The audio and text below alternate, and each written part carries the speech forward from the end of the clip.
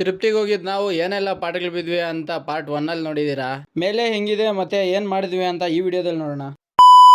ಮೆಟ್ಲಲ್ ಮೇಲೆ ಹತ್ತಿದ್ ನಾವು ಫುಲ್ ಸುಸ್ತಾಗಿ ಹೋಗಿದ್ವಿ. ಅದಕ್ಕೆ ಅಂತ ಸ್ವಲ್ಪ ಹೊತ್ತು ಕುತ್ಕೊಂಡು ಸ್ವಲ್ಪ ನೇಚರ್ನ ನೋಡ್ಕೊಂಡು ಈ ಒಂದು ತಿರುಪತಿ ನೇಚರ್ನ ಎಂಜಾಯ್ ಮಾಡ್ಕೊಂಡು ಮತ್ತೆ ದರ್ಶನಕ್ಕೆ ಲೇಟ್ ಆದ್ರೆ ಜನ ಜಾಸ್ತಿ ಆಗ್ತಾರೆ ಅಂತ ಹೇಳಿ ನಾವು ಸ್ನಾನ ಮಾಡಕ್ಕೆ ಅಂತ ಹೋದ್ವಿ. ಮೇಲೆ ಅಲ್ಲೇ ರೂಮ್ಸ್ ಅಲ್ಲಿ ಸ್ನಾನ ಮಾಡ್ಕೊಂಡು ಎಲ್ಲರೂ ನಾಮ ಹಾಕೊಂಡು ದರ್ಶನಕ್ಕೆ ಹೋಗ್ತಾ ಇದೀವಿ. ನಾವು ಬೆಳಗ್ಗೆನೆ ಸ್ವಲ್ಪ ಬೇಗ ಹೋಗಿದ್ರಿಂದ ಜನ ಅಷ್ಟೊಂದು ಇರ್ಲಿಲ್ಲ. ಹಂಗೆ ಅವ್ರು ಕೊಟ್ಟಿದ್ದ ಫ್ರೀ ಟೀನ ಕುಡ್ಕೊಂಡು ದರ್ಶನಕ್ಕೆ ಹೋಗ್ತಾ ಇದೀವಿ. ದೇವಸ್ಥಾನದ ಒಳಗಡೆ ಯಾವುದೇ ಫೋನು ಮತ್ತೆ ಬ್ಯಾಗ್ ಅಲೋ ಇರೋದಿಲ್ಲ, ಯಾರು ತಗೊಂಡು ಹೋಗ್ಬೇಡಿ.